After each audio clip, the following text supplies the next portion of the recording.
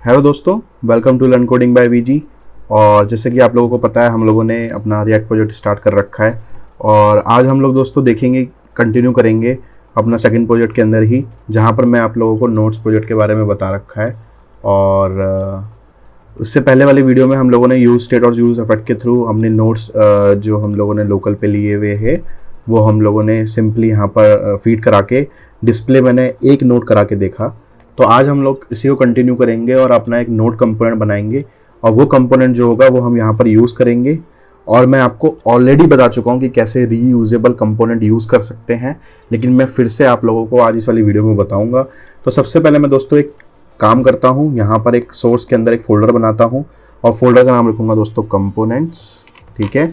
और इस वाले कंपोनेंट्स फोल्डर के अंदर मैं लिखूँगा दोस्तों एक node.js।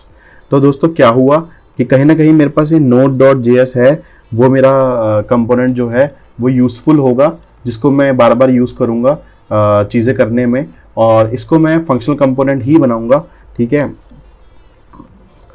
तो या क्लास कंपोनेंट भी बना सकते हो आप चाहो तो मैं क्लास और फंक्शनल कंपोनेंट का ही एक चीज़ें लूँगा ताकि आप लोगों को पता लगे कि कैसे यूज़ कर सकते हैं, ठीक है। अब देखिए दोस्तों, ये फंक्शनल कंपोनेंट था।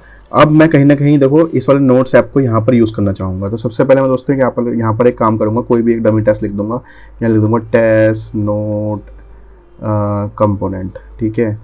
तो यहाँ पर मैं इसको सेव करूँगा और दोस्तों ये वाला मैं अभी कोड फिर से उड़ा दूँगा, ठीक है। और यहाँ पर सिंपली अपना ये जो नोट मेरा जो मैंने नया कंपोनेंट बनाया है उसको यहाँ पर इंपोर्ट कर लूँगा, यहाँ पर सेव करूँगा।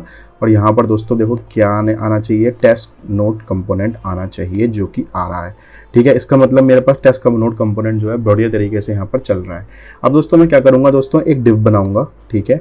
तो सबसे पहले मैं दोस्तों एक डिव बनाता हूँ, ठीक है। तो यहाँ पर मैंने बनाया डिव, या ऐसे बनाते हैं डिव डॉट्स, और यहाँ पर मैं इसको क्लास दे दूँगा क्या, नोट्स लिस्ट, ठीक है, ताकि मेरे पास एक लिस्ट क्लास क्रिएट हो जाए ताकि मैं उसको इन फ्यूचर यूज़ कर सकूँ फॉर CSS, ठीक है। और मैं कहीं ना कहीं दोस्तों देखो नोट्स लिस्ट है ना, ठीक है, उसके अंदर मैप लगाऊंगा। मैप मैं क्यों लगा रहा हूँ, ताकि मैं इंडिविजुअल नोट्स निकाल सकूँ और इंडिविजुअल नोट्स के वो पास करा के और इस वाले नोट्स कंपोनेंट को यूज़ कर सकूँ, क्योंकि कहीं ना कहीं ये इंडिविजुअल नोट का कंपोनेंट है, ठीक है। और ये वाला जो कंपोनेंट है कहीं ना कहीं सारे नोट्स दिखाने के लिए, ठीक है। तो यानी कि नोट्स के अंदर से मैं नोट को दिखा रहा हूँ, तो कहीं ना कहीं मुझे मैप फंक्शन यूज़ करना पड़ेगा ताकि मुझे सिंगल नोट मिले। मैप फंक्शन के बारे में आपको पता होना चाहिए, अगर नहीं भी पता थोड़ा सा मैंने ऑलरेडी बता चुका हूँ वीडियो के अंदर, तो जरूर इस प्लेलिस्ट को एक्सेस कर लीजिएगा, ठीक है। मैं सारे टॉपिक्स में बार बार इसलिए बोल रहा हूँ क्योंकि मैंने ऑलरेडी पढ़ा चाहिए हैं, कहीं ना कहीं आप लोगों को कोई दिक्कत आएगी तो आपको पता होना चाहिए कि कैसे इसको यूज़ करते हैं। तो नोट्स लिस्ट, और यहाँ पर मैंने मैप लगाया। मैप एक फंक्शन होता है, उसके अंदर मैंने एक फंक्शन को एक एरो फंक्शन यूज़ किया, ठीक है। और यहाँ पर जो फर्स्ट की होती है वो होती है मेरी सिंगल, जो कि मेरा इसके अंदर बहुत सारे आइटम्स आ रही हैं, तो ये सिंगल जो आइटम्स हैं, ठीक है, ये सिंगल जो आइटम्स हैं ये होगी मेरी नोट्स, ठीक है। और जो इसका इंडेक्स है, ठीक है, जो इसका इंडेक्स है वो यहाँ पर हम ले सकते हैं इस तरीके से, ठीक है। तो ये चीज़ आपको पता होनी चाहिए। और इसको हम सबसे पहले दोस्तों क्या करेंगे, रिटर्न करा देंगे, ठीक है, और रिटर्न करा देंगे नोट। अब देखो कहीं ना कहीं जो ये नोट है, ठीक है, कहीं ना कहीं ये जो नोट है ये कितनी बार रेंडर होगा, जितनी बार ये नोट्स लिस्ट बार बार चलेगी, यानी कि ये कितनी बार चलेगी, ये वाला मैप फंक्शन कितनी बार चलेगा, ये चलेगा दोस्तों 5 बार। क्यों, क्योंकि 5 नोट्स हैं, तो यानी कि मेरा नोट फंक्शन भी ये 5 बार रेंडर होगा, तो यानी कि मेरे पास यहाँ पर ये 5 बार दिखाई देगा। तो ये टेस्ट मेथड होता है कि सब कुछ आपका सही तरीके से चल रहा है।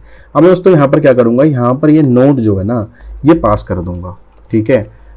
अब ये क्या होता है, पास करना क्या होता है, इसको बोलते हैं दोस्तों प्रॉप पास करना, यानी कि आप इस वाले को एक इन्फॉर्मेशन दे रहे हो फ्रॉम दिस कंपोनेंट, और इस वाले कंपोनेंट में वो इन्फॉर्मेशन हमें मिल जाएगी।